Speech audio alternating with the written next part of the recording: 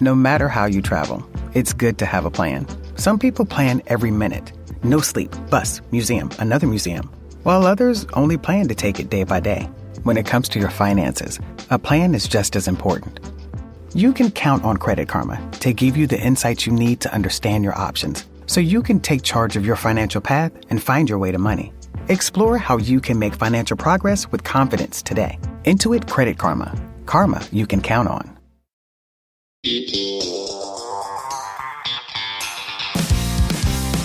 All right. Well, welcome back to When Reality Hits with Jax and Brittany. Brittany is currently in New York right now, filming Watch What Happens Live.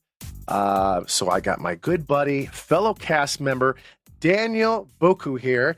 And just a little bit about... How do you say my last name? Is it Booko? Booko. Booko. Come on, bro. Booko. I don't know. Let's go. It's spelled B-O-O-K-O. You're right. Say book. Book-O. There it is. Okay, sorry. Who was born in a small town in Michigan, where we're, first of all, we're both from Michigan. Let's go. High five. Let's go. All right. He attended college in Chicago with the music and football scholarship. During his sophomore year, he dropped out and moved to L.A. like many of us. A few months in, Danny booked his first job as a guest spot on Disney's The Sweet Life of Zack and Cody and has been blessed to be working ever since. He's done over 20 guest spots in recurring roles on TV shows and has been roles in over 30 movies. He's also done over 1,000 voiceover jobs, including video games, animation, live action, working on some of the biggest movies in the industry. Daniel is now married to his amazing wife, Nia. Yes, I can vouch for that. She is extremely beautiful. And they've been married for 8 years and have 3 beautiful children, all under the age of 3. That is kind of the drinking game. If you hear Daniel say that anytime this season, you are to drink alcohol. Exactly. He's got 1 boy and 2 identical twin girls, which we're going to get into that. He continues to work in the industry, and he also co-hosts a podcast with his beautiful wife called Hold My Crown. You can now see him also on Bravo's hit new show with myself, The Valley. Let's go. There we go. Let's go. Well, welcome. We got a lot Thank to you get for into having today. me. Thank you for having me. Let me get into my notes here. Okay. Where are we? All right. Well, first of all, Daniel, welcome to the show. Thank you for having me. It's a little weird here not having Brittany, so I'm on my own. She's probably like, don't screw this up. I'm here, bro. I'm here. First of all, how did you afford me? That's my first question. I mean, I got to do some things extra on the side that I can't tell you about. My guy. Well, we're both from Michigan. Yes, we got that are. in common. Where are you part of? Where are you part of? Where are you from exactly? Come on, bro. Throw up the mitten. I know. Right here. For those of you that can't see right now, us Michigan people throw up our hands to show you where we're from. It is the mitten state. I'm a little bit more near the thumb portion around the Detroit suburb area, Yes, and you are near. Backwards. I'm the other side. By Chicago. Southwest Michigan. Okie dokie. Small town called Three Rivers. And how was your Easter? Easter?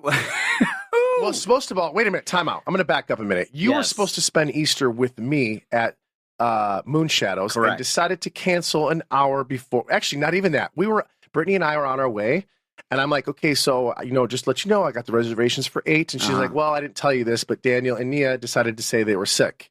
Well, this is not the full truth here. First of all, I didn't even know what was going on. Did you ever actually invite me to Malibu? No, it was Brittany and Nia. Well, yeah, but I'm the husband. I just say, hey, invite them, make it happen. And I'm the husband who half the time doesn't even get the information. Yeah, okay. I wake up and it's like, what's happening today? Right. Oh, I forgot this, and this. Well, that would have been nice to know.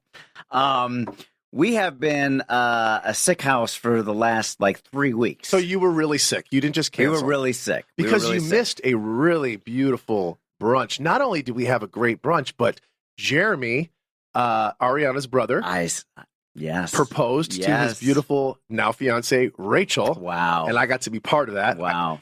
It was wonderful. But yeah, we missed having you. I know. We wish you were there. It was a beautiful day. Listen, I wish it was a beautiful day. Somehow we made it to Easter. We woke up and we were like, "Are we even going to make it to Easter Sunday church?" Right. Right, because that's staple. It's like the Super Bowl, right? For you got to go to church on Easter. So those are the only days I don't like going to church on holidays because it's a zoo. It's right. It's true. So it was like waking up. Right now, one of our daughters likes to wake up at 4:35 in the morning, and it just drives us crazy. And we're all sick, and we're trying to get as much sleep. So I'm like, I get her, I put her on the boob, not my boob, Nia's boob. And we try to get another hour until Zariah wakes up. So we're like literally zombies throughout the morning, and then we were like, "Okay, are we pulling this together? Are we going to go to church?" And she's like, "We got to. Let's do it." And I said, "Look, I got a massive job on Monday. Yeah. You can't talk about this right now, right? I can't talk about it right now. But is this the biggest job you can say that you've ever done? No.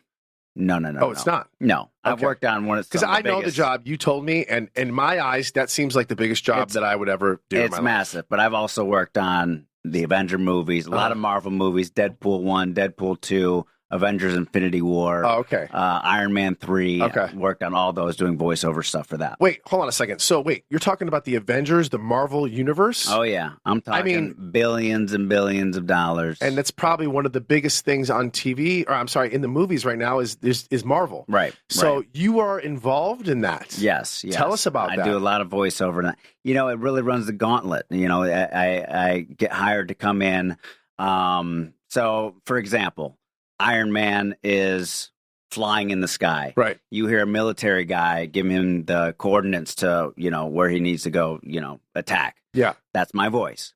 Oh. Right? So it's those stuff like that aren't being recorded or shot when they're filming, but it's stuff that needs to be put in after in post-production. And do you have to audition for this kind of thing, or are you just so well known in the industry that they just give you a call? Sometimes I have to audition for certain things. Yeah. But the majority of the time I've been doing it for so long, I just kind of get the call. Right. And so do you have like a resume, like when people say, "Hey, what have you done in the past?" Do you have like a I don't want to say like a VHS, but do you have like what do you send them? It's IMDb. IMDb, and they can show you Internet Movie Database. Right. And you look me up, and it's not all there because like voiceover stuff, I purposely took a lot of stuff off because I wanted to show people that I do a lot of on camera too. Because again, I've done 20 TV shows, 30 films, but thousands of voiceover jobs. Yeah, and those are the ones that are the biggest in the industry. When you talk about Avengers and you talk about, I worked on Captain America and Deadpool 1, Deadpool 2, and Can you give me my favorite? I've made you do this before. Can you give me a little Walking Dead? Oh boy, dude, I had no voice this morning. Give me a tad bit. For those of you who don't know, Daniel does the zombies for The Walking Dead.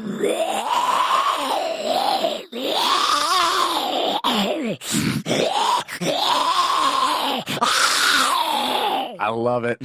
You got it here. I got the guy who does the zombies from The Walking Dead. Let's mean, go. he's done so many other things, but to me, I just think that's cool because I'm a huge Walking Dead fan. It's a lot of fun.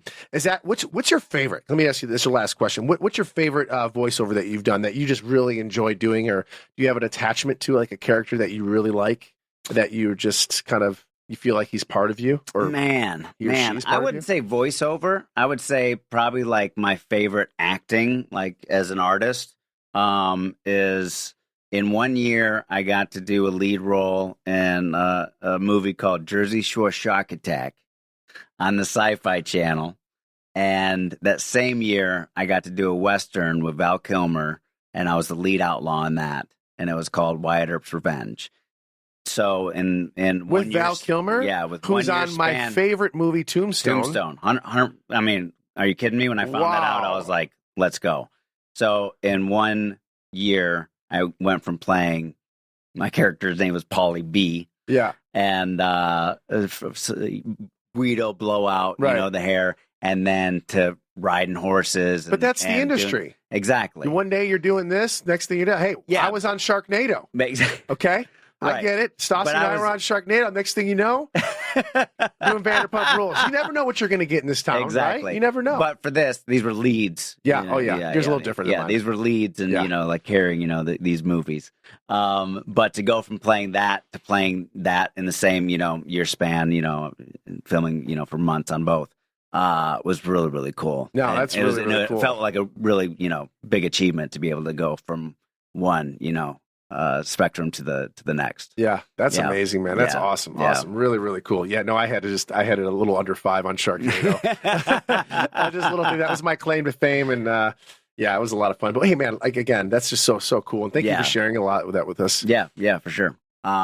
But this was very, very. I mean, I know what this is. The viewers don't, but I'm pretty excited. I can't wait to see this. So I had to make a sacrifice. I gotcha. It was like work comes first, right? I had so much, dialogue and preparation to get ready for, and research, and we didn't even have help that day. And I can't even imagine being sick. I mean, what you do, most of your everything is voice. So being sick and doing what you do would be absolutely, it would be grueling. And not just like this morning, I had no voice. This morning, I felt like I got hit by a bus with what I went through yesterday. Well, thank you for making it to my podcast.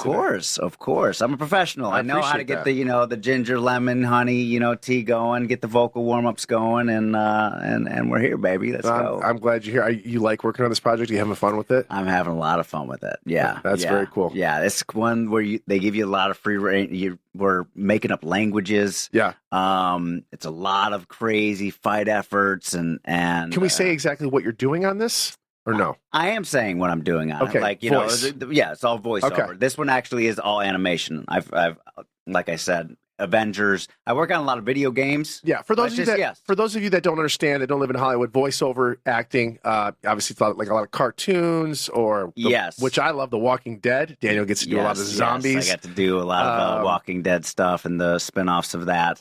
But yeah, there's a lot of different, areas and categories of the voiceover world. Right. So I don't do a lot of animation. Everybody says, "Oh, are you on like a cartoon, or are you on this and this and that?" And I have done some animation, but the majority of stuff I do is live action and some video games as well. Do you like that better than acting, or do you like the other way? Which one do you like better? Because you also were on iCarly. You were the Heartthrob, which I'm going to get into that because there's this new documentary about that creepo. Yes. We'll get into that in a second. But did you like working on that show? I loved working on that show. Were you the teen heartthrob? Were you in like Tiger Beat magazine and all that? I was in a lot of magazines. That's right, ladies. Make sure you tune into the Valley so you can see your old friend from iCarly. Yes, I think I was allergic to cotton on that episode because my shirt was constantly off. They were like, "Yeah, take your shirt off again in this scene and all this," because they wanted. I was very dumb. I was a dumb intern.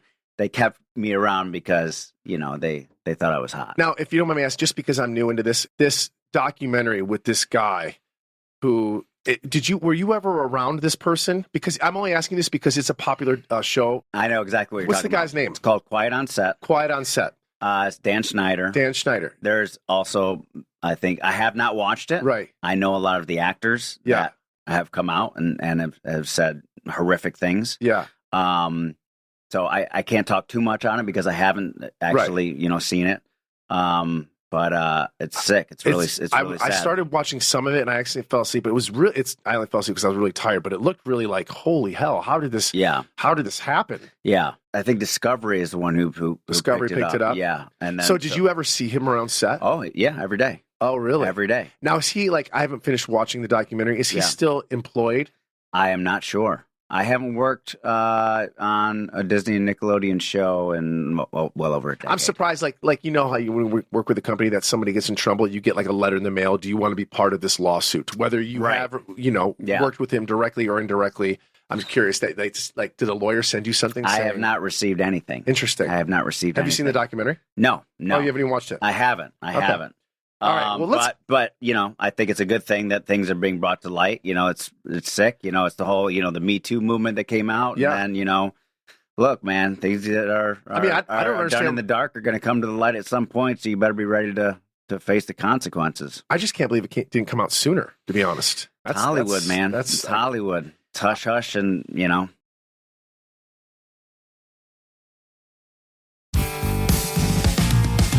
All right, well, let's get into, the main reason why people love listening to this podcast is The Valley.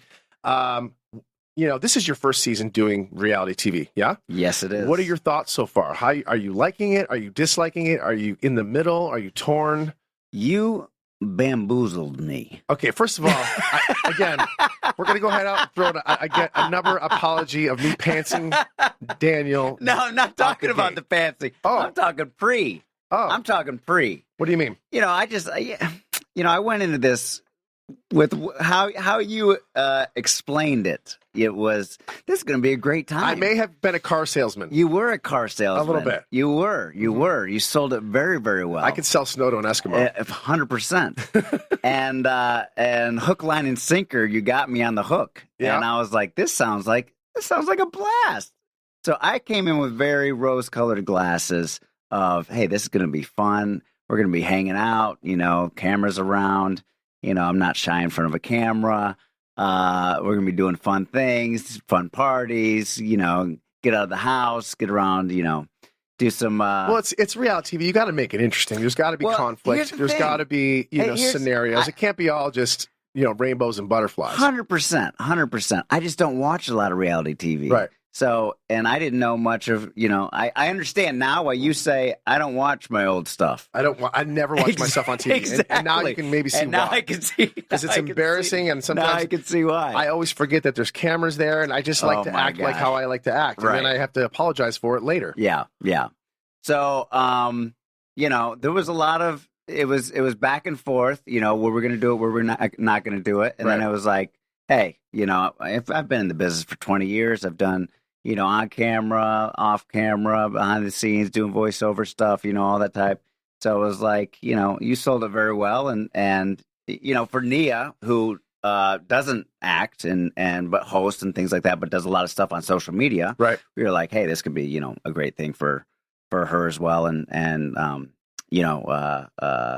getting her. I mean, this is a career starter. It is. It can bring a lot of opportunity. Absolutely. Bravo, NBC. It's a privilege to be part of that network. Yeah. It's an honor to be asked. And when I created this show 2 years ago, I was really excited to be back on TV again. And I remember meeting with Alex Baskin in a hotel and yada yada. And I'm like, he's like, do you have people in mind? I'm like, yeah, I have exactly the people that I want. The people that are my friends, and that's why Vanderpump Rules in the Valley works so well, is because we are not casted people. We are already friends. Mm-hmm. So it's not like you have to be like, okay, Steve, we need you to hate Bobby, and Bobby, can you make out with Susie? Like, we don't do that. Yeah. In which some other shows do that. Right. And I felt like I had such an organic group, and that's why I feel like this show is going to be really, really well, because it's just, we all kind of fit together. And I felt like, and I can't get over how well you guys are just adjusted to it all, because there's obviously between other than me, Brittany, and Kristen, none of you guys have really done reality before. Right. So you guys just fell right into it like that. It's a whole different animal. And you guys are just awesome. And I was shocked just how well you guys were like,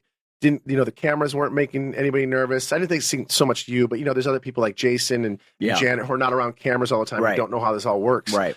They've all been on Vanderpump Rules here and there a little bit, but nothing like their show. Exactly. Where they're on the title card. So I'm.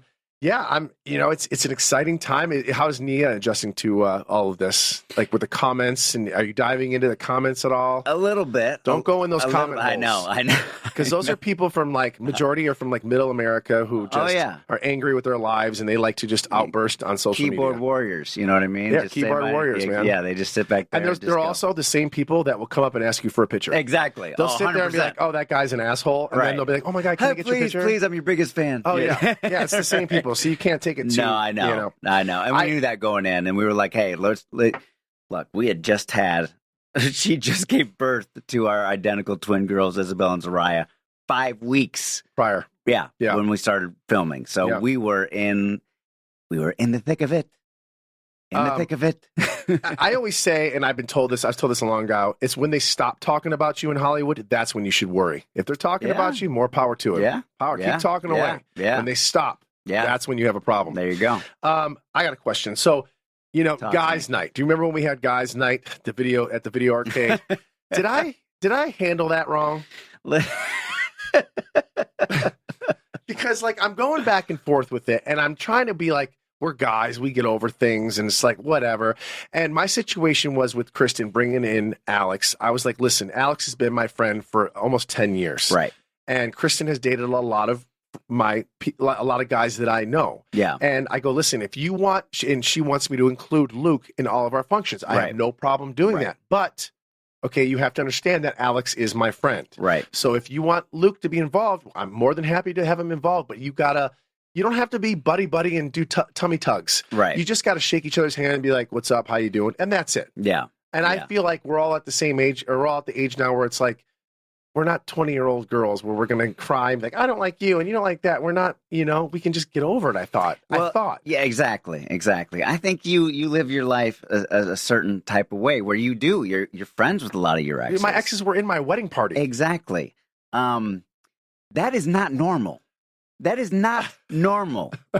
Can you say that? That is not. I know it's not normal. But have you ever dated somebody and was like, you know what? We're just really better off as friends. Here's the thing. Here's my thing with this, and being married. Yeah. Right. Is why play with fire?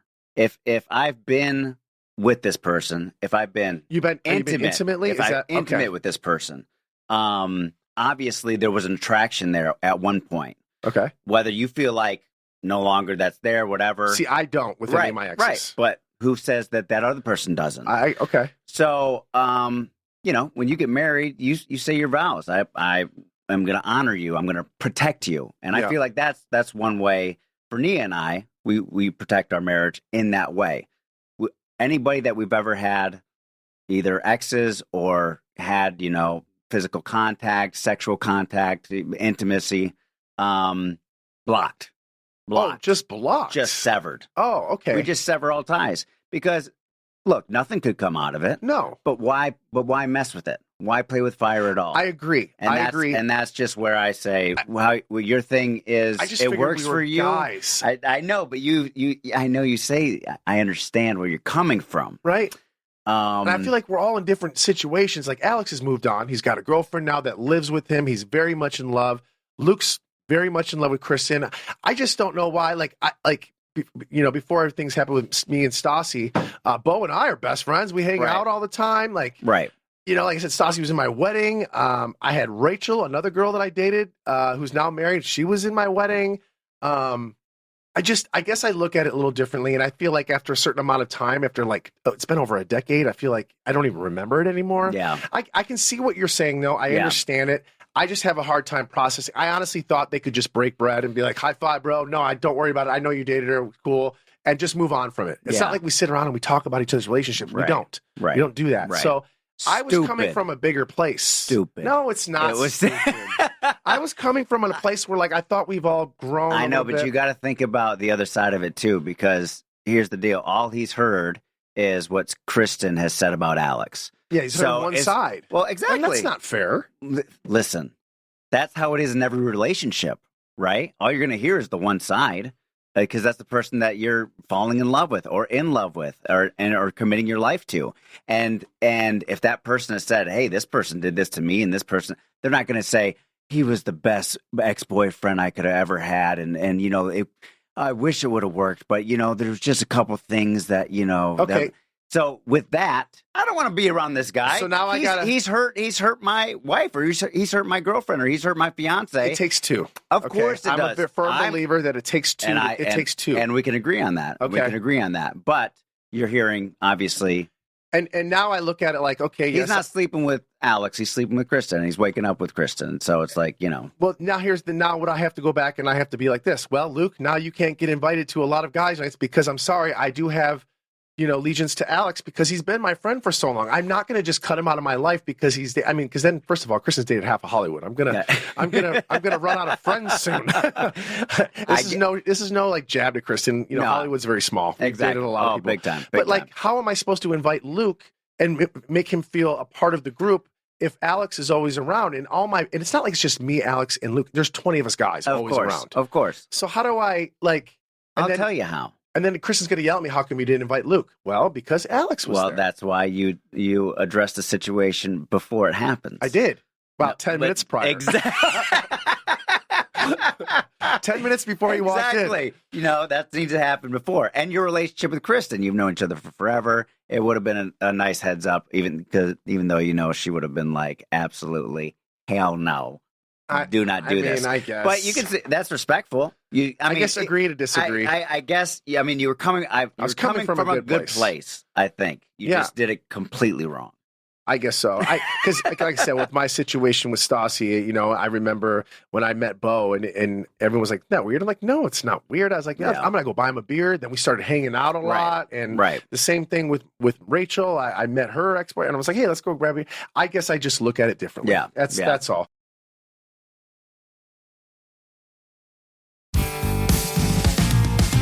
Let me say something. Let me say something. And I'm so glad because I listen to your podcast here and there.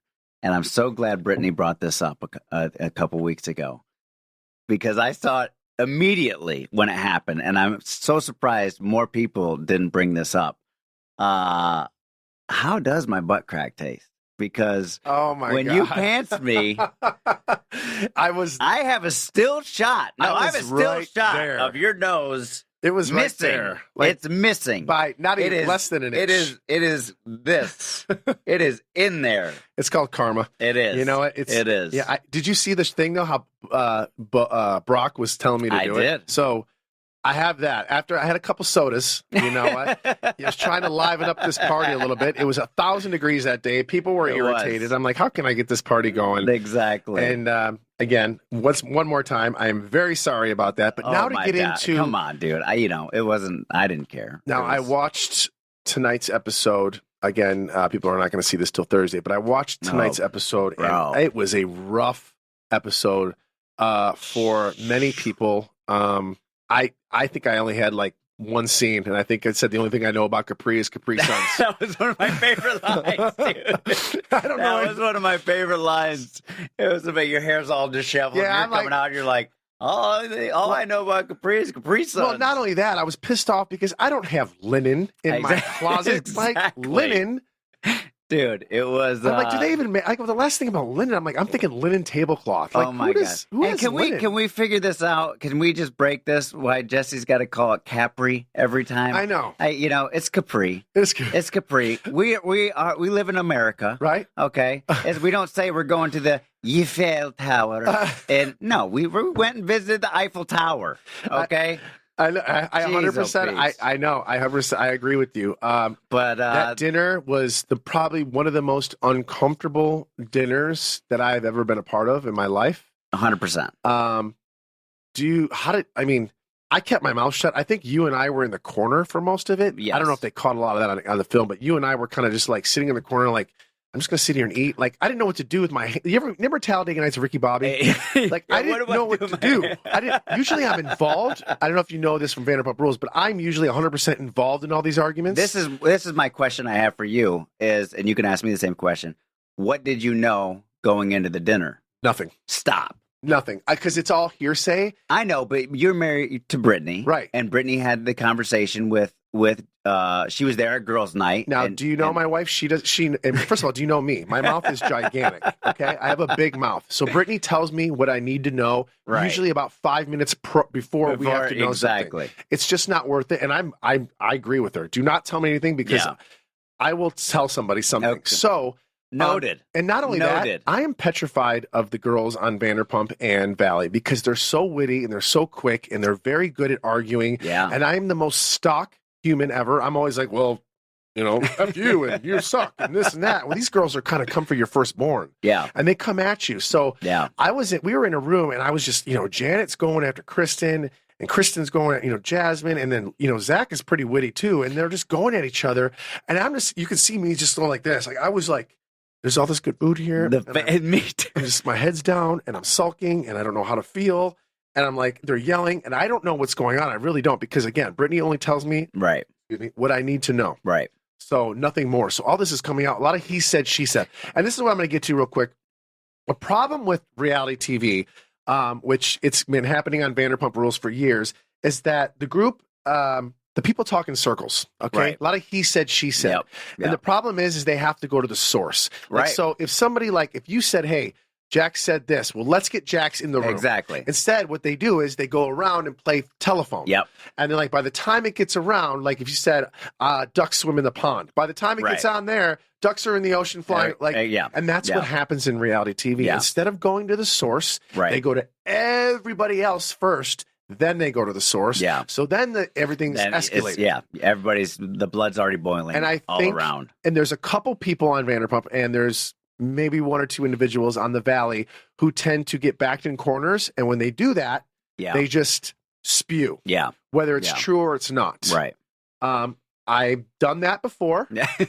I haven't done it on the Valley. But when I get backed into a corner and you feel like you don't know what to do, you just say something. Yeah. And hopefully it sticks. Yeah.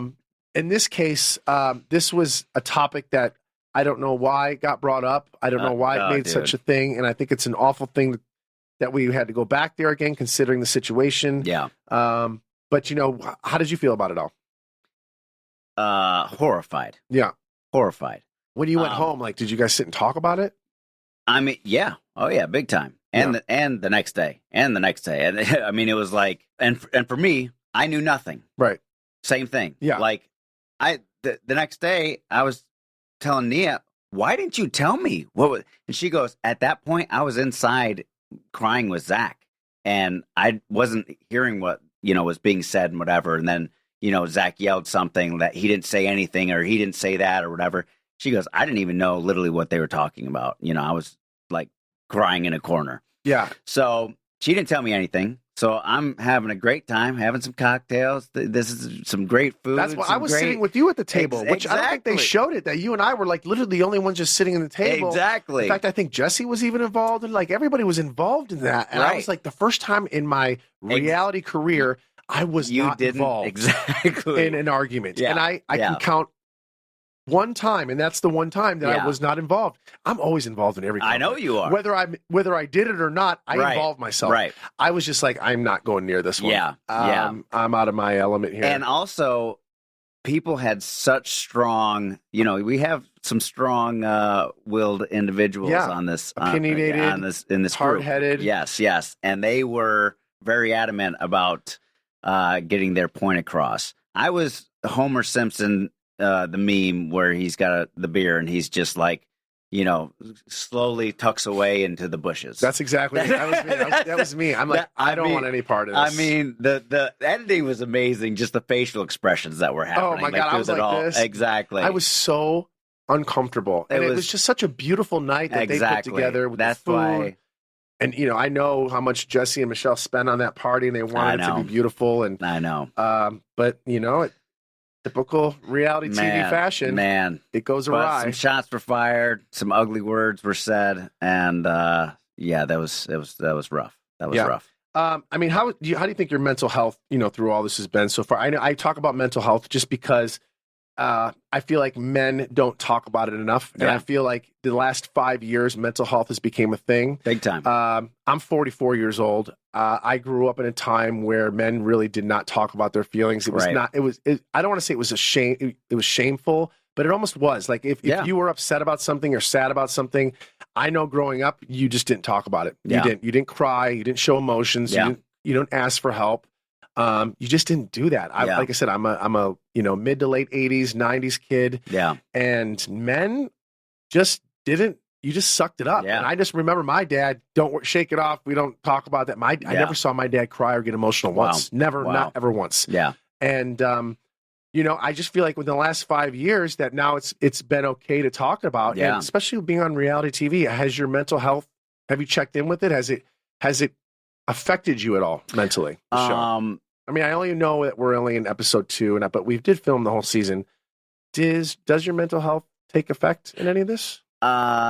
Not at this point. Yeah. I mean, look, dude, are you kidding me? Well, just because I know you're an actor. I mean, and you're during film, right? This was like my life. Yeah. And my life, it was the perfect storm. Right. Okay. I had 3 kids under 2. Well, that's what I'm trying to say. You have 3 kids under 2. Yeah. You're filming a reality show.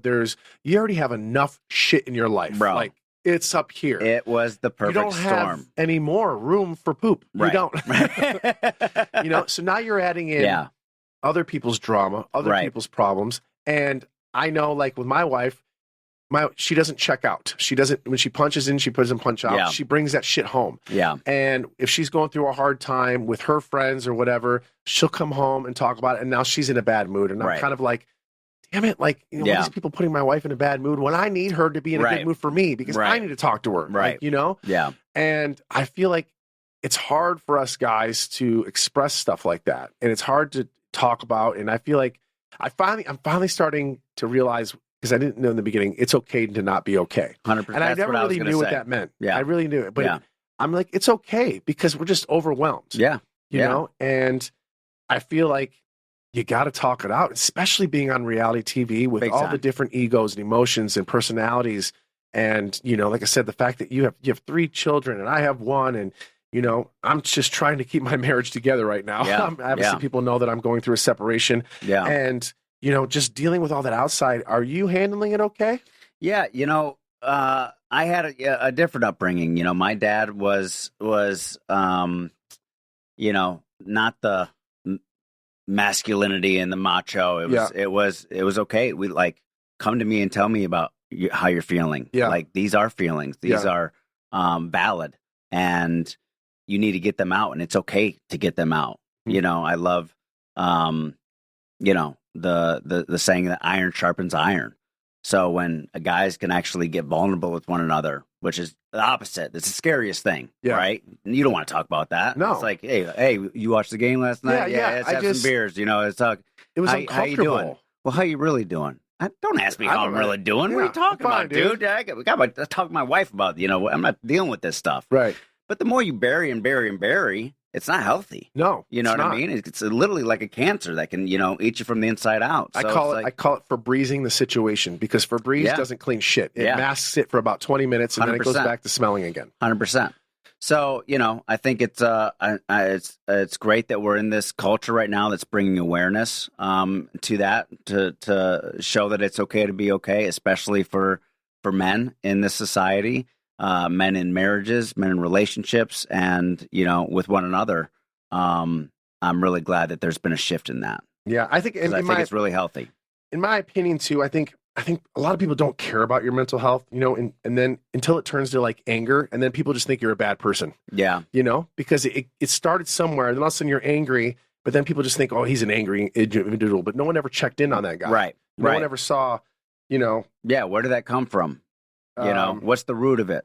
I'm personally, I'm going through so much stuff right now with just, with my marriage and trying to figure out if we want to keep this going. Our main focus is our child and making sure that he grows up in a good household. But man, I think more now than ever, I always feel like I'm trying to always prove myself, to nobody really. I always feel like I need more. I feel like I'm missing out. I feel like there's always a missing piece in my life. I feel like I have a hard time enjoying my life. I have a hard time living in the present. I feel like I'm constantly looking for more. I never enjoy my accomplishments. I'm always looking for the next best thing. I have extremely hard time being happy. And if I am happy, it lasts 5 minutes. So I actually clearly have a lot of shit that I need to work out. And I'm trying right now to find somebody that I can talk to about this, because I've gone through a couple therapists before that done me wrong. Yeah. I won't get into that. I've had similar situations with a therapist, and not exactly as yours, but you gotta find the right one. You do. You gotta get through some of these that just aren't a good fit, or really shouldn't be therapists, to find one that actually connects and actually, can get the results that you're looking for. Yeah. It's tough because like I'm raising a son now, know, and I want him to be able to look up to me. I want him to ask me questions. I want him to know that it's okay to go through certain, things. And I want to be able to explain to him, because I could never explain, to my dad, I could never talk to him about it, but we're growing up in a different world now. And I want him to be able to come to me and be like, talk to me. How do I do that? Like, I feel like I need to take classes on all this, because I'm learning too at 44 years old. Yeah. I'm learning how to deal with my emotions, and it's okay to be emotional and talk to people about it. And the world that we live in reality TV, people don't understand. It's super stressful. It is extremely, because I'm not only filming the show, but then I got to rewatch it. And then I got to hear all the comments, and then I got to hear all the critiquing, and people just don't get it. Like it's really tough. But I know from the outside it looks pretty glamorous and a lot of fun, but it is really, really tough. Yeah. It takes its toll. And everybody's got an opinion. Yeah. Everybody's got something to say. Yeah. And you got to learn to compartmentalize a lot of that. And that's always just been really, really tough for me. And but yeah, you got to be able to do that. And I would also say, you got to prioritize. That's a big thing, Jax. Yeah. Is prioritize and write it down. A huge thing is writing stuff down. Oh yeah, I've been starting to do that. What are the top things in my life? Is it my marriage? Is it me being a father? Is it trying to save my marriage? Okay, let's start there. What tools then do I need to start doing to better myself? How do I want to be a better father? Okay, what do I need to give more time to? What do I need to sacrifice? These types of questions hard questions you gotta ask yourself. I agree. But once you put it on paper, it does something. It does something. There's a shift that happens, mental in your heart. And, if you're not doing that, I really advise you start doing that. I'm trying. All right.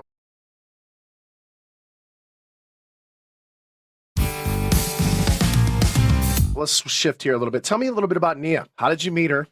So for those of you that don't know, she is formerly Miss America. Sorry. I was careful. Damn it. All right. Careful. Miss USA. Miss USA. What is the difference between Miss USA and Miss America? Okay. Sorry. Is there a Miss America pageant? Yes. Two completely different organizations. Okay. So Miss America. Is that like Skechers versus the Nike? Or Reebok versus Nike? Exactly. The Miss America, those are the ones that have they do a talent. They sing, or they play the violin, or they do backflips, or whatever it is. Miss USA is a part of the Miss Universe organization, which is the biggest. So once you're Miss America, that's it. You're Miss America for a year. Miss USA, you then go on to Miss Universe, which is the biggest pageant in the universe, which literally, it's in the top 5 of most watched things on television. Like 1 billion people tune in for this stuff. It's like FIFA. Yeah. So it's insane. It's got to be so nerve-wracking getting up there. You're against the most beautiful people in the world. In the world. Dude, 92 countries Nia competed against and got first runner-up. I mean, and was robbed. She should have won. I mean, you're married to the second or the runner-up of the world. Exactly. I mean, which we had to take it. We actually did. We took a few months off there because at that point she'd only won, and I only date winners. So we took a few months off, and I really had to grapple with that. First runner up that's the second place is the first loser back to Talladega Nights. So no, I'm joking. Wait, how did you guys meet? So different stories for different people. So originally, my good friend Chris had just got engaged to Kristen Dalton, who was Miss USA 2009. Okay. So we're invited to this engagement party, and it was at the Americana in Glendale. And it was some of the most obviously beautiful women you'd ever seen in your entire life. They're all pageant, girls, and they have this sisterhood. And I remember getting there, and I remember seeing Nia from across the way, and turned to my buddy, and I said, "Oh my gosh, that's one of the most beautiful women I've ever seen in my life." And she was there with a guy. And so at some point in the night, all the girls are just all over Kristen. At some point in the night, there was some conversations happening, and there was a group of maybe 6 or 7 people. And we were in that group, Nia and I, and we had to introduce each other as well as everybody else did, and just kind of said, just what we did and, blah, blah, blah. And then went our separate ways. She doesn't remember me at all from that night. Of course, she was, with all her friends and Kristen and all that, whatever. But we do have the picture. And then I stalked her on Facebook for about 3 months. Did you slide into those DMs? No. I mean, this was... Oh, this is Facebook, right? Yeah. Oh, this was 10, before 12, Instagram. So we've been married 8 years, together 10 years. So yeah, wasn't even, I don't think it was even out. What do you call it in Facebook? Sliding into Facebooks? Sliding into messages? Messages? I don't know how that works. I think that is what. So 3 months later, I'm volunteering at a church that we both go to called Mosaic in Hollywood. And she comes in and I'm like, oh my gosh, that's Nia Sanchez. And I knew her full name because I had been stalking her for 3 months on Facebook. But she was sitting in the lobby and she wasn't coming in. And I was like, oh, she's probably waiting for that guy that she was with. It's probably her boyfriend or whatever. Girl comes in and they hug. And they come to my door. And I'm like, hey, welcome. I'm like, you're Nia, right? Nia Sanchez? And she's like, yeah. And I was like, oh, we met real briefly at Chris and Kristen's engagement party. She's like, oh, yeah, totally. Yeah, I remember you, blah, blah, blah. Lies. But... she goes in at the end of the service. She'll tell you. She goes, hey, I want to go talk to that cute guy at the door. She's cute. I would have used ridiculously good looking. guy at the door, and they came over, and we started to talk more, and there was a book club happening, and one of the pastor had written a book, and she was like, "Hey, we're hosting a book club," and I was like, "Oh, is it co-ed?" And she was like, "Yeah, the more the merrier," and I was like, I had already signed up for someone else's. I was like, "Okay, I'll be there." So I left, called the guy. I was like, "Hey, I'm not going to be coming to your book club anymore, bro. I got something else I'm going to." But I think the next day or 2 days later, I hit her up on Facebook saying, "Hey, I'd love to take you out and get to know you better, before even, we start this book club." And we had our first date. I gave her some options. Options. Dude, this story is hilarious. Like, this story could go. I'm trying to make it short. I know it's going really long. She had never been to Runyon, and I was like, "How have you lived in LA and not been to Runyon?" So we went to Runyon, and she pulls up to my house with a camel backpack with water with like the straw. Uh-huh. And I was like, we ain't doing Mount Everest. Most girls are wearing fake eyelashes and nothing. Yeah. Doing exactly. Runyon. Yeah. And she'll tell the story that we're doing, we start doing Runyon, and 5 minutes in, I take my shirt off because it was 100 degrees Got out. it, dude. You're with the second most beautiful girl in the world. And, at that point, freaking shredded as all get out. Yeah. So I wanted her to know right away what she was dealing with. The days of looking good before we got Lord have mercy. I'm getting back there, bro. I'm getting back there. So she always talks about that. But yeah, I took my shirt off and she got down on one knee 10 minutes later and proposed, and it was like, wow. I'm joking, that didn't happen. Yeah, the rest is history. We were inseparable, and it moved very fast. You got something? Well, what do you got, Steve? I'm just looking at both of your resumes, gentlemen, and both of you have been on Desperate Housewives. Oh, yeah. That's right. Danny, you played Mahoney, and yes, Jax played hot guy number 2 in Dance Club. I was hot guy number 2 that Edie hooked up with. Oh, my gosh. That's right. Are we talking about this now? Well, I'm sorry. I guess we'll jump over here just because Brittany is watching Housewives right now. I know. And she's like, she just saw she texted me. Daniel on TV. I didn't know he was on Desperate Housewives. I was. Little fun fact. We shot our intro to The Valley right behind the Desperate Housewives lot. Wisteria Lane. We shot we were about 50 yards away from Wisteria Lane. We shot right in front of the Jaws, function display on the Nightmare on Elm Street, in between Nightmare on Elm Street and Wisteria Lane. But anyway, she saw you on Desperate Housewives. Yeah. That was a fun guest spot I had on there. Very nice. Yeah. Very nice. Well, do you have anything funny to tell us about Desperate Housewives? I don't have actually. So one of the scenes is basically one of the dads, one of the husbands, is going back to school. Yeah. And he is we're giving him answers to the exam so that we can do laundry. I want some behind the scenes gossip. Okay. Did you get anybody's phone number? Behind is the anybody scenes? hot? Is anybody doing anything weird? I was talking to Felicity Huffman. That was amazing. She was nominated that year or something like that for some Golden Globe. She's trying to get her kid into USC at the time. Oh illegally. My gosh! I don't know. I'm going to tell this quick story just for it's a funny just moved to LA story. Okay. I'm very competitive, right? And it's go big or go home, commit or go home. Okay. And so when I came out here, I got in acting classes and studying improv and all that type of stuff, and you always took that with me, you know what I mean? When I was working on scenes and whatever, make strong choices. They can always pull it back, whatever. And I got this audition it was just a commercial. It was like an AT&T commercial, but it was opposite Michael Phelps. It was around the Olympics. And it was with him, and you needed to be in a Speedo and have goggles. And I said, okay, it was the day before. I called my buddy who I knew played water polo, who's actually a friend of JM's. Mm-hmm. JM had played water polo with him. I could have, asked for his Speedo. So got the goggles, got the Speedo. The next day I put on the stuff and I'm like, I have hairy legs. This is an audition. In my mind, I'm thinking, hey, go big or go home, dude. Swimmers don't have hairy legs. Right. I'm a swimmer. Right. Now, Yeah. in this audition, Okay. I'm going to become this swimmer. Okay. So I take my electrical, Okay. thing, just a trimmer. So I start trimming my thing.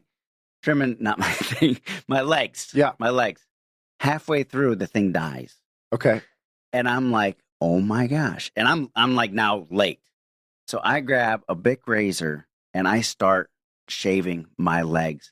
Bic to the skin. I've done this, and I'm going to explain this story to you. Bro, Go ahead, keep going. I've done the same thing. I am getting cuts all over my leg. It's the But it worst. was like, I have to do this. I got to commit. But now I got cuts all over my leg. So now I'm grabbing toilet paper and clogging the cuts, right? I get in I'm running. I got my Speedo on. I pull, my sweatpants over it. I'm in a tank top, go to the audition, and constantly it's in my just head. Like, and your legs are probably on fire. At some point, exactly. So I go and, what they do is they'll bring like 4 people at a time and they'll tell you what, you're doing in the audition. And I had run to the bathroom and I took off the toilet paper and I'm sitting here listening and I can feel the blood. Oh my God. Down my leg. My God. And they're probably just like, no, I'm not in my Speedo yet. Oh. So I'm still wearing sweatpants. So I'm like, please don't say my name first. So it was number 2. So I go out, I go to the bathroom, and I literally just took it and tried to just, clog them up as much as possible.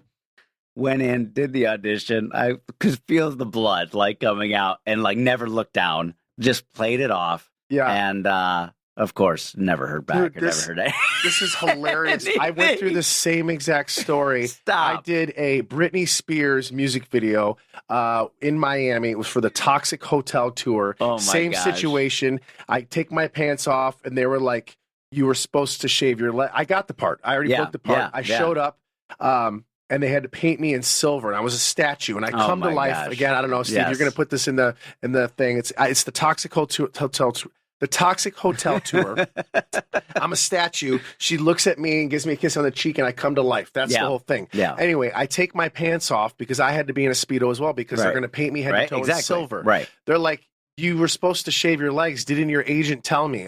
I'm like, no. They're like, we're going to have to get somebody else. I'm like, no. This is like, this is 2003. This is one of my first jobs. Is with David LaChapelle. Oh my gosh. This is a really big deal. And I'm in Miami. Spears in her it's Britney prime. Spears. I'm like, no. I'm fine. I keep my toiletry in my bag all the time. I always carry stuff. I go. Me too. I had a Bic razor in my bag, and we were in this warehouse. I had this shitty bar of soap, and I'm scrapping the leg. Oh my gosh. And I'm using a Bic razor. I'm trying to get the leg. I'm like, I'll be fine. They're like, we got to get you in paint now. Are you ready or not? Oh my goodness. And I had the same thing happen to me. I had cuts all over my legs. And then I had to go into makeup and put this silver paint all over my body. Oh my gosh. So it's mixing in with the blood. Oh my goodness. Right? And the makeup artists are like, are you okay? And I'm like, yeah. Because it's like, it's hurting. Of it's course. toxic. Yeah. It's going into my blood. It was the most painful thing ever. Let's go. Let's go. All for $800. It was $800. Man, But I tell you what, it was one of my first big jobs. Exactly. And I'm like, man, I'm just going to be in a Britney Spears video. Yeah, And David yeah. LaChapelle's filming it. And I'm 22 at the time, 23. And I'm like, I don't give a Yeah, I don't same, give a shit. dude. Same. I'm bicking it off. Yeah. And I'm hairy. I'm Italian, Yeah. right? Yeah. So that's me right there. Yeah. So mind you, I'm shaving like with the Bic. And it's like, I'm like I said, Italian thick coarse hair. Right. And it's just raw. And Yeah. it's raw. And I'm like this, cutting my fingers trying to get the hair off. Raw. Dude. And and then they had to cover me in silver paint. What? So That's it works, crazy but similar story. for $800. $800, man. It was a 2-day process for $800. Holy cow. What a story. But no, that's amazing. But I have a gajillion. Oh man, I bet. There's so many in this. When you try to get out into this, and all the movies and TV shows that I've worked on. Holy cow! It's been a blessing. I tell you, one of these days I'm going to have to sit down and really write a book when I'm done with this industry because I don't think they would like it if I did it now. 100%. But one of these days I'm going to have to sit down and write it because I have so many stories that are very similar that people would just shake their head. I know. But, you know, you want to be out here. You want to be involved. And in those days, it was a little different. You just want to be part of something. Exactly. That's why I was hot guy number 2. Yeah. I didn't care. I was just like, I just want to be on set. I just want to be involved. Yeah. And they're like, well, yeah, you didn't have any lines. No, but I was there. You know, I got casted for hot guy. And I was just happy for that. Totally. You know? Totally. And you do what you got to do to make it to where you got to make, to make it. And yeah. Anyway. Hey, guys, can I throw another thing your way? Yeah. You want to take a little quiz here? Oh, sure. Yeah. Yeah. First off, what do you call people from Michigan? Michiganders? Michigonians? Michiganders. Michiganites. Michiganders. All right. Cool. Glad that's all buttoned up here. I want to test your Michigan celebrity knowledge. Oh, okay. Here. Okay. I'm going to read you a question, and you're going to try to guess the celebrity, and each celebrity is either from or was born in Michigan. Okay. All right. We've got like 6 of these right here. Some may be easy, some may be more difficult. Number 1. This musician's popularity was enhanced by starring in the 1985 film Desperately Seeking Susan. This musician? 1985? This musician. I was 6. The White Stripes, the guy from the White Stripes. 85. But that's not, he's too old. I know the Red Hot Chili Peppers drummer is from Michigan, Chad Smith. Chad Smith. This is one of the biggest pop stars of the 80s. Biggest pop stars of the 80s? Madonna? Correct. Oh, yeah. Madonna, Yeah. She's from Royal Oak, right? That's Royal right. Oak? She went to Oakland University, I think. Born in Bay City, and Not even close. There you go. All right, there you go. She had a place on Torch Lake. You been to Torch Lake? I have been to Torch Lake. Yeah. Beautiful out there. It is awesome. Gonna learn a lot of. I was either going to say, or I was going to say him, or I was going to say him, or the guy from Full House. He was on Michigan too. Joey on Full House. Joey, yes. He's from Michigan too. I was ready to say. Oh, Dave Coulier. All right. Dave Coulier, yeah. All right, not bad. Okay, going to learn a lot about Michigan geography right now. Number 2, this SNL cast member was on the show from 1990 to 1996. Jeff Daniels? No. I don't know if Jeff Daniels was. No, he wasn't on SNL. He was from Michigan. Do we need more? Night. Jax is looking at me very intently, folks. Because 1990 to 1996. Gosh, I don't know. Known for being more of a sidekick character. Spade? David Spade, Wow. born in Birmingham. Really? Number 3, this Hollywood A-lister voiced the titular narrator in the teen drama Gossip Girl. Kristen Bell. There you go. Boom. She's married to Dax, who is also from Michigan. Correct. Wow. All right. Big happy family over here. I got one. Number 4. 2-1. Yep.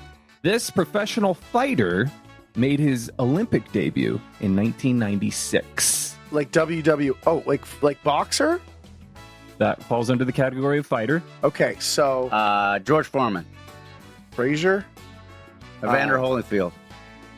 These are all. It is a boxer. I can give you that to both of you. Not Mike Tyson. Was it Mike Tyson? No. Mike Tyson was. His prime was a little bit earlier than that. He's from New York too. 90 to 96. Gosh, and he was By record, this is one of the greatest boxers of all time. Floyd Mayweather? Correct. Floyd born in Grand Rapids. Grand Rapids. That's an hour north of me. Wow, I did not know that. Well, interesting. 2-2. 2-2. All right. We got a tiebreaker? Yes, I got 2. Well, I got 2 more. Unless we just do this one. All right. All right. Okay. Number 5. This Saved by the Bell cast member garnered controversy for starring in a 1995 film. Horn? Oh, no. Screech. No, Elizabeth Hurley? Elizabeth Oh, Hurley. yeah, she did the blowjob in the underneath She did the water. Showgirls. Showgirls. Correct. Elizabeth Hurley is from Elizabeth Berkley. Berkeley. Was born in Farmington Hills. Oh, yeah, that's close to me that's too. your side. That's close to me. That was a tie. That was a tie. 'Cause I said that was a tie. I remember when she was in. Showgirls because there was that one scene where she's in the pool with the guy. That's all I'll leave it as that because he's gonna have to cut out anything I say after that. Yeah. And she did remember she was. I'm so excited and Saved by the Bell when she took the pills. Oh my gosh. Last one. Last one for you, gentlemen. Number 6. This musician's 1990 debut album is called Grit Sandwiches for Breakfast. What? I didn't come up with the album title. I mean, again, the only musician that I know that's like, I only know like Chad Smith from the Chili Peppers and the guy from 1990? Jack White from the White Stripes. His career started a little bit earlier than most people realize. And I know. I'd say he really picked up steam in the late 90s, early 2000s. Hootie and the Blowfish. Ooh, Darius Rucker? This artist has some country releases to their catalog, though I wouldn't say that's necessarily. Kid Rock, dude. Oh, Kid Rock. Kid got Rock. it. Oh. Got it. Got it for the win. You got it for the win. Got it for the win. Born Got it in for the win. Romeo. Let's Born go. in Romeo. Still lives in Romeo, actually. Also has a place on Torch Lake. Also has a. Yeah, he does. He Yeah, does. yeah. And he still resides in Michigan. Yeah. Actually, yeah, lives in Romeo still. Yeah. Does everybody know each other in Michigan? The celebrities or just people in general? I mean, it sounds like you guys know. all these There's people. good spots like on certain lakes because obviously Michigan is known for their lakes, Yeah, so everybody yeah. likes to live on the lake. You know, Summertime in right, Michigan. right down in this area. Ain't nothing over like here. summertime in Michigan. I mean, back in when we were younger, if you lived on the lake, you could have a sick house with a boat on the lake for Yeah. $200,000-$300,000. Still, my parents they live on a lake, Oh, Fisher Lake. my sister and my brother-in-law have a boat on Lake St. Clair. They live in downtown Mount Clemens. Yeah. But yeah, people love the lake life, which is weird because people spend all this money on their boats, and the winter, the boating, Exactly. it's like 3 months. You get 3 So months. I know my brother-in-law, like he says to me, I said, we're on the lake in the summer, Oh, they every are. weekend because they spend so much money storing it Every day. every day. And there's only 2, maybe 3 good boating months. Yeah, 3 months. You can get so 3 months. People are like, we're on the water. Oh, I know yeah. my dad growing up because we had campers. We had, my dad was always like, we're going this weekend. We're going. Same. I spent all this money to store it Yep. and then fix it. And then all of a sudden, Yep. Anyway, I think we have an episode here, gentlemen. you got an episode? What? All right. I got so much more to Wait, talk about, look, dude. is there anything? Well, let me get more into it. Is there anything that you wanted to talk about? I mean, do you know what episode is coming up next? Do I know of the Valley? Yeah, after not today, the following week. Yes. Are Well, you nervous about any episodes that are coming up? Of course not. Of course not. That finale is going to be pretty funny. Absolutely, I'm nervous. That finale. I don't know what they're putting together. I don't know what they're fishing. I don't think you even know who you were in that finale. That finale is going to be I'll tell you who. bonkers. I can't give anything away, but yes, I am looking forward to that one. Well, for those of you guys that live in the LA area, if you ever want to come to Jax's on Tuesday nights, we do watch parties. We do Vanderpump first, then we do the Valley. We are going to be doing ours tonight, but this is obviously airing on Thursday. But Brittany is on Watch What Happens Live this week. I will be on in a few weeks, but anyway, I just want to give a special thank you to Daniel for being here today. It's been a lot of fun. Hopefully you can come back on some future episodes and we'll get into it. Maybe we'll bring the guys in here. Let's go. Oh And, my gosh. We'll have like a good guys powwow. But where can people find you? Instagram at Daniel Booko. I mean that's You got any, that's the main thing. and your podcast? And the podcast, Hold My Crown. Hold My Crown with you and your beautiful wife. Me and my beautiful wife. Any cool projects you're working on you want people to see other than our amazing show, The Valley? Amazing show. That's the thing right now. Most watched premiere in the last decade I on know. Bravo TV. I know. Let's go. High five to that. That's awesome. Come on. That's right. We taking over. That's right, baby. That's right. Well, thanks for having me on, bro. Thanks for having me. Thanks for being here, man. I really appreciate it. I know you got a full household at home to get back to, and I just really appreciate you taking the time out to come over here. That's why I'm hoping we can talk for a little longer because this is like vacation. This is I nice. don't have to go back. You're like, listen, I'm not ready to be done 17 yet. kids. Come on, what's happening now? Again, the drinking game is for the whole season. Every time Daniel says 3 under 2, you drink. There you go. All right. All right, guys. Thank you so much for listening. Tune in next week to When Reality Hits. Brittany will be back, I'm sure, to talk about all the press she's done and Watch What Happens Live. Man, I am scared to see what she's going to talk about tonight. Oh, boy. My God. Oh, boy. All right, guys. We'll see you next week. Thanks for stopping by. Love y'all.